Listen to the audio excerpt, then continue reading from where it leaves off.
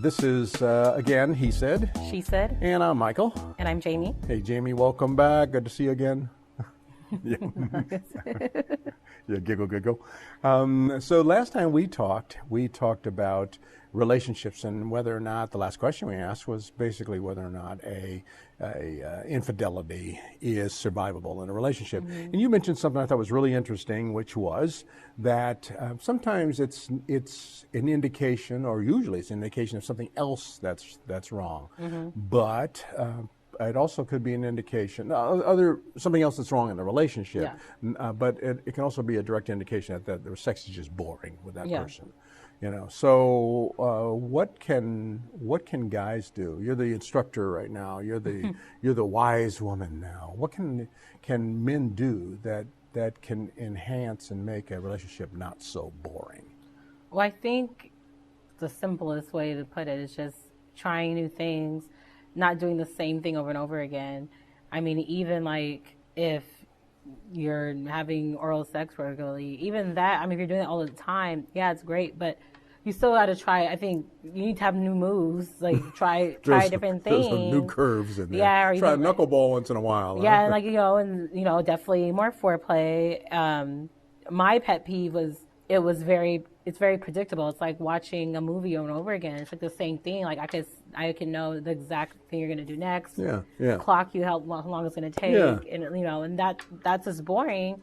And I think once coming out from a long-term relationship, and then if you're starting to date different people, you're probably going to be exposed more to different moves. I guess you can say different unfamiliar ground. Yeah. So, and then I think that's why a lot of people play the field or have these friends of benefits and things like that, because it's exciting, because it's something new every time. Sure. But I think you can achieve that with one person too, if you just experiment. And it's not all about just the actual act of sex or penetration. Like, foreplay is very important. Okay, so and I don't know if all men would agree that foreplay is all that important. If they wouldn't, they probably wouldn't.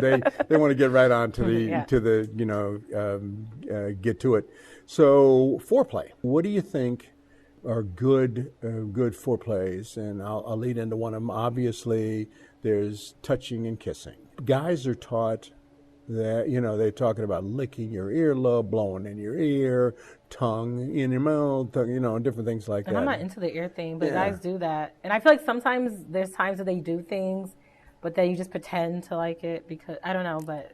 So like I don't know. I don't know if anybody actually likes that or all women just pretending. I don't know so guys keep doing that, but...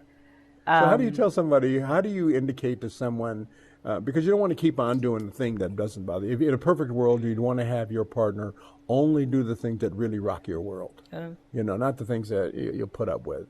How do you indicate to a person that that's not good for Uncle Michael? I mean, I would think like body language would be an indicator, but clearly it's not.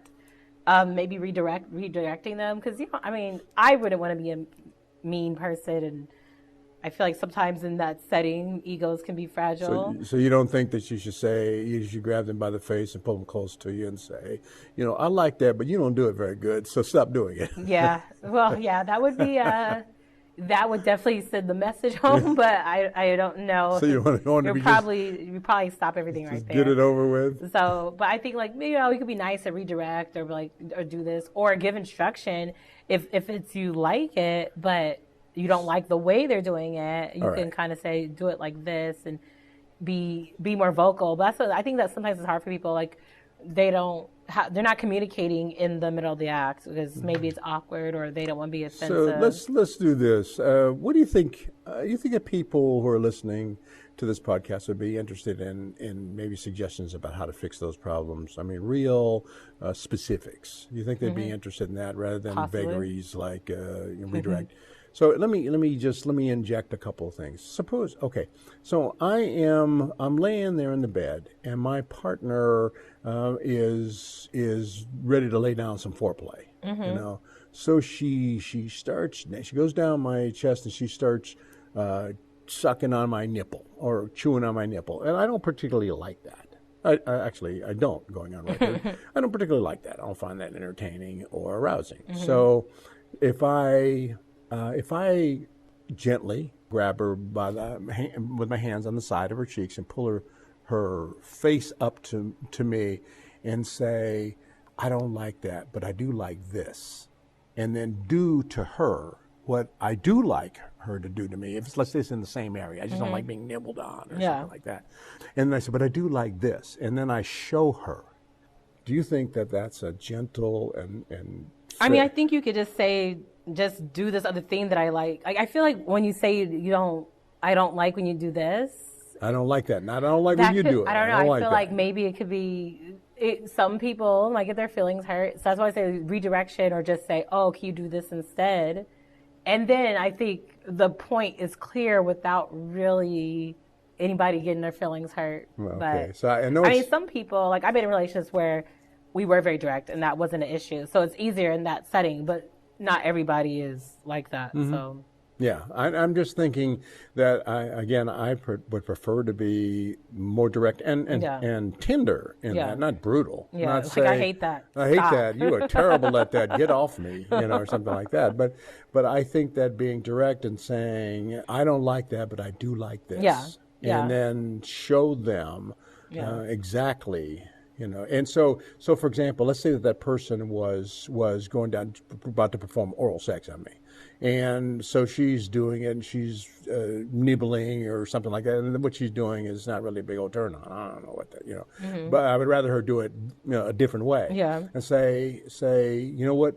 How about if I said to her again, by the face, pull him up close, kiss him, say, I would like you to do it like this, and then maybe grab her finger and show her, show her that technique on the finger or something like that. Do you think that women would appreciate that kind of directness and that honesty? I think so. I mean, sometimes you should coach people, especially like if it's early on, like you guys don't really know what the other one likes. Nobody knows in the beginning. You had to communicate more, because then if it comes out later, 2 years later, and they've been doing this every single night and they didn't like it, that actually could be more troublesome, like, why would you tell me? And why don't you tell me that? Now it's like I look stupid, and, The other thing is that when you first meet a person, you absolutely do not know for sure what they like. You do not know for sure what they like. But you can kind of guess at some of the things that they do. But honestly, I should have taken that off the table, because you don't really know. Not everybody, like, for example, with we mentioned the ears and blowing in the ear, licking on the earlobe or something, or chewing, this, and biting and things like that. We don't know if people like that or don't like that. You don't know it until you do it. Or unless you ask them. So there are other things that we all assume that everybody likes. We all assume that men like a blowjob. We all assume that men like that. We all assume that women like their breasts sucked. We all assume that, but we don't know that. So then when we get to intimate things like oral sex on a woman, some women, for example, they're not real comfortable with that. Some guys are not comfortable with that at all. They wouldn't do it. They haven't done it. They wouldn't do it if they had a gun to their head. Some women aren't comfortable with that because they think, pee down there, I don't want your face down there. So I'm personally one of those people who, during an intimate, this is almost getting back to the sexting thing. I have a question, because we talked about that in the last podcast. I'm not interested in sexting. I'm not interested in the whole fantasy thing. I'd rather talk directly, and I'd rather do it than talk about it. And I would like to talk about it, because when you want to have the best relationship, the best physical activity that you can have, it's better to be coached. It's better to know what you're doing than to just guess at stuff. But the guessing at stuff could be considered foreplay. So there's a big old catch-22 there. So while you're, instead of just going down and jumping on it, just chomping down on their private parts or something like that, it might be nice to go down their body, kiss here, kiss there. Some people are real sensitive in different areas, and they like that. And if you let a person know that you like that, say, oh, I like that, and say to them, I like that, then that's a welcome back another time, and you're learning as you go along. I like that.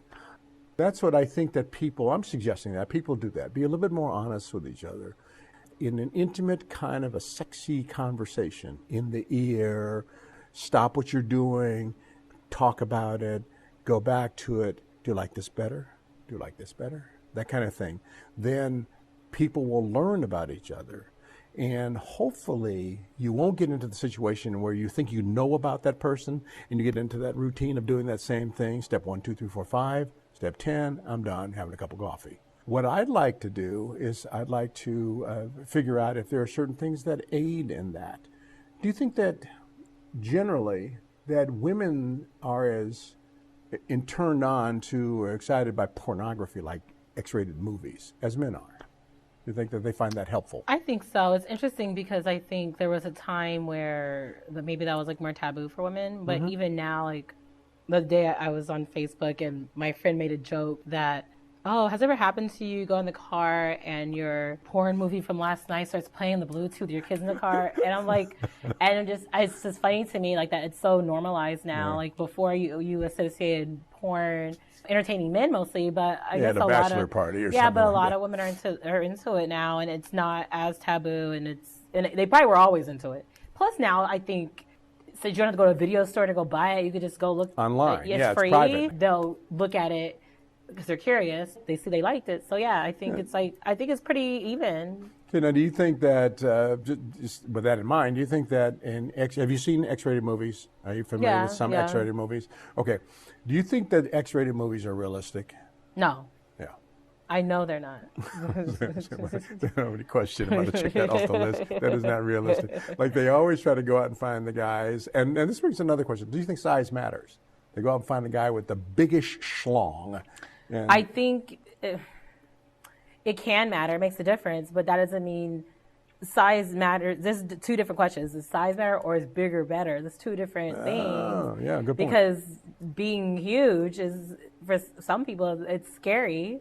I don't want you to take out my uterus, right. but or my eyeballs. Yeah, but then like it can be so small that I don't know that it's even there.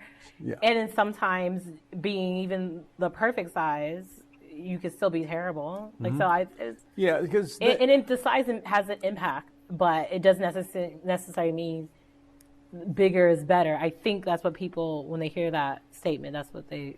I think that you're absolutely right. I hadn't thought about it that way, and when I thought about the question in my head, just as it was coming through my brain, I hadn't thought about is bigger better, and that's much better than does size matter? Because size does matter. Everybody words it like that. Yeah. That it's size matter, but they're really asking. Because they're not asking, oh, is a small one good? That's not what they're asking. Yeah. And the funny thing is that in terms of is bigger better, does size matter, there are certain activities that you engage in that it does matter. Like if you're watching an X-rated movie and it's a movie on throating or deep throating, if you got a guy with a 4, 5, 6 inch penis, you're not really deep throating that at all, because it's not all that long. Yeah. So that's kind of a funny. It would be kind of a funny video in that category of videos. Yeah. But if you have a guy who's 13 inches long, and built like a Louisville Slugger or something like that, what can you do with that? And then you'll see a video where it's that kind of a movie where they're showing a person taking it all the way down there, supposedly showing a person taking it all the way down their throat, and it's so big you only get the first 3 inches in there, so you don't even you didn't need to have 13 inches to get 10 wasted inches. So there was a character in the movie back, I'm going to say before you were born. Yes, before you were born, Linda Lovelace, who I've heard of that name. Had a movie. It was called Deep Throat, and she did a movie where she physically took a 13-inch penis all the way down her throat, all the way down. And everybody their eyes popped out of their head, saying, how did I do that? And she was interviewed later talking about the technique that she used in order to be a better lover. And honestly, I think that some of those techniques and some of the things that I have heard and read and seen and might be a good topic for our next podcast. What do you think we part ways this time on He Said? She said. And we'll see you next time.